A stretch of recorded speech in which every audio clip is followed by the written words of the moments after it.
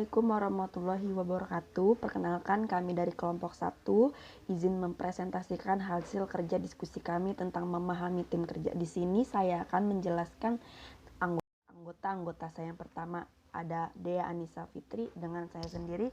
Yang kedua ada Indah Aurelia. Yang ketiga ada Kori Sulistiawati. Dan yang keempat ada Najwa Tazkiyah Ramadanti.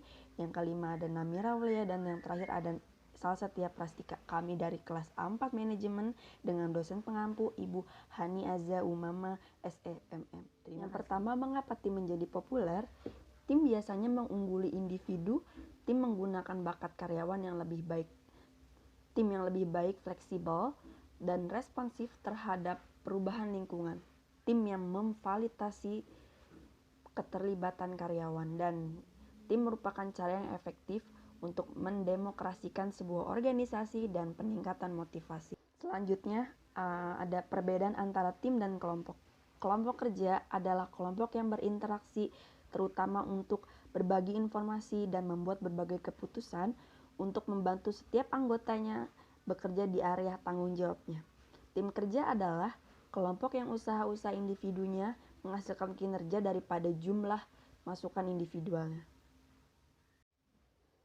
Selanjutnya di sini ada perbedaan kelompok kerja dan tim kerja.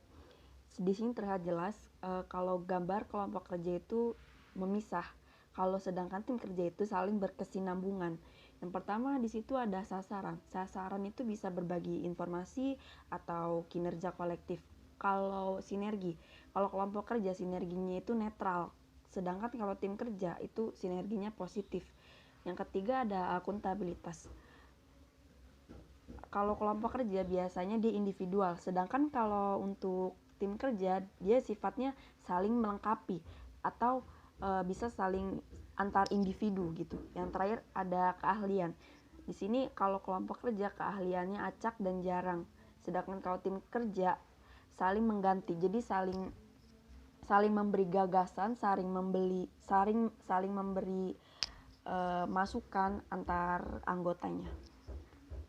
Selanjutnya, jenis-jenis tim kerja. Yang pertama, tim pemecah masalah adalah kelompok-kelompok yang terdiri atas 5 hingga 12 pekerja yang dibayar per jam dari departemen yang sama, yang saling bertemu sekian jam setiap minggu untuk membahas peningkatan kualitas, efisiensi, dan lingkungan kerja. Dalam tim jenis ini, para anggota saling berbagi gagasan dan menawarkan saran seputar proses dan metode kerja seperti apa yang perlu dilakukan agar produktivitas dapat ditingkatkan.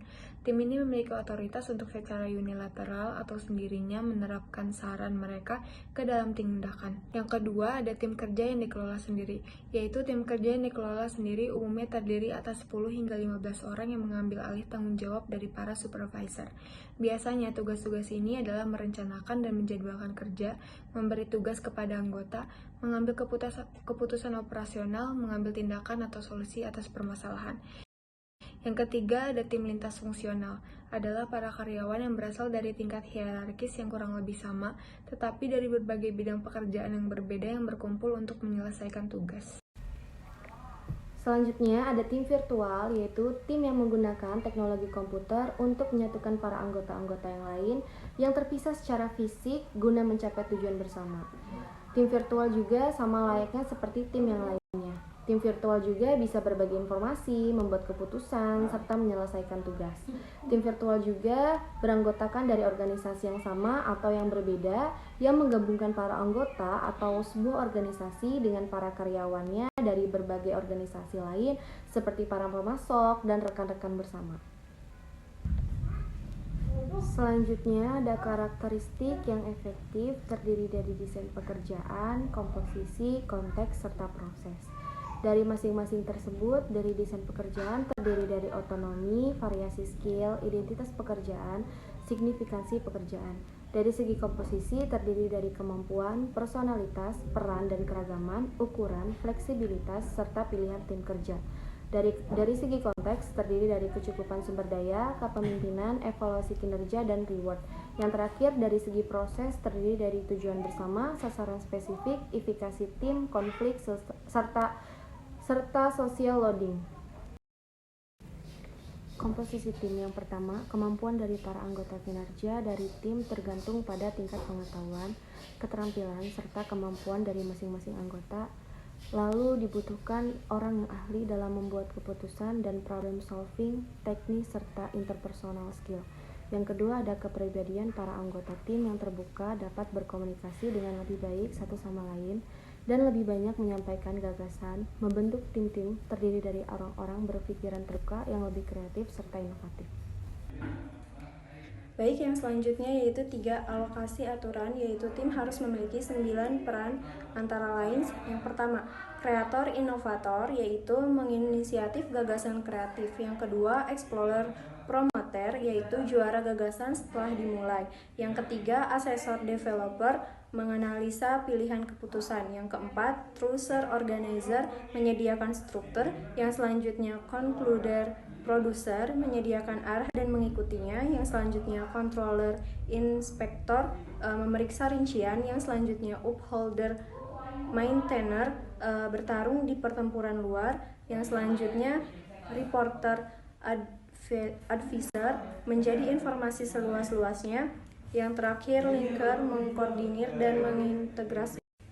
Yang keempat yaitu keragaman para anggota. Para anggota dari suatu unit kerja antara lain kelompok, tim, atau departemen. Berbagai atribut demografi umum, misalnya umur, jenis kelamin, ras, tingkat pendidikan, atau layanan dalam organisasi, merupakan subjek dari demografi organisasi. Selanjutnya, peran kunci dari tim. Yang pertama ada penaut atau linker. Penaut adalah individu yang memahami semua pandangan dan biasanya akan mencoba memahami semua pandangan yang ada. Mereka bertindak sebagai koordinator dan integrator. Yang kedua, pencipta atau kreator. Orang yang termasuk dalam pencipta pembaru adalah orang yang mempunyai daya imajinasi tinggi dalam memprakarsai gagasan atau konsep. Orang-orang seperti ini biasanya memiliki ciri, yaitu tak bergantung pada orang lain, suka bekerja sendiri, memiliki cara dan gaya kerja tersendiri, serta pengaturan waktu menurut mereka sendiri. Yang ketiga ada promotor. Orang dalam kelompok ini senang mengambil gagasan baru dan memperjuangkan kasus, serta mampu menemukan sumber daya untuk mempromosikan gagasannya. Selanjutnya, asesor. Individu-individu ini mempunyai keterampilan analisis yang kuat. Sebaiknya, mereka diberikan kesempatan untuk mengevaluasi dan menganalisis suatu hal sebelum mengambil keputusan. Yang kelima, organizer. Individu ini memiliki kemampuan yang baik dalam menyusun prosedur operasi untuk mengubah gagasan menjadi kenyataan dan menyelesaikan urusan. Mereka menentukan tujuan, menetapkan rencana, mengorganisasi orang-orang, dan menegakkan sistem untuk menjamin dipatuhinya tenggak waktu atau deadline. Yang terakhir ada produser. Individu ini peduli pada hasil. Peran mereka memfokuskan pada ditaatinya batas waktu dan memastikan bahwa semua komitmen ditindaklanjuti. Mereka bangga dengan hasil yang teratur dan sesuai standar. Controller, yaitu pengawas atau pemeriksa, adalah individu yang sangat memperdulikan penegakan dan penguatan aturan dan prosedur. Mereka menguji setiap perincian dan memastikan agar terhindar dari ketidaktepatan. Mereka memeriksa semua fakta dan angka karena menginginkan semua hal lengkap dan sempurna. Maintainer, yaitu pemerkuat atau pemelihara yang memiliki peran penting karena memberikan kemantapan dalam sebuah tim. Mereka akan selalu membela tim ketika menghadapi orang luar. Advisor, yaitu pelapor atau penasihat, adalah individu yang mendengarkan dengan baik dan cenderung tidak menekankan titik pandangannya kepada orang lain. Mereka akan berusaha mencari informasi sebanyak mungkin sebelum mengambil keputusan. Keuntungan dan kerugian dari diversity. Yang pertama adalah keuntungannya, yaitu adalah berbagi perspektif, keterbukaan yang lebih besar, meningkatkan kreativitas, dan peningkatan fleksibilitas. Kemudian kerugiannya ada kemenduaan, kompleksitas, kebingungan, kesalahan komunikasi, dan kesulitan dalam menyetujui tindakan tertentu. Cara menghidupkan kembali tim. Yang pertama adalah siapkan anggota untuk menangani masalah kematangan. Yang kedua adalah penawaran pelatihan penyelenggara. Dan yang ketiga adalah penawaran maju pelatihan. Sekian dari kelompok kami, kurang lebihnya mohon maaf. Wassalamualaikum warahmatullahi wabarakatuh.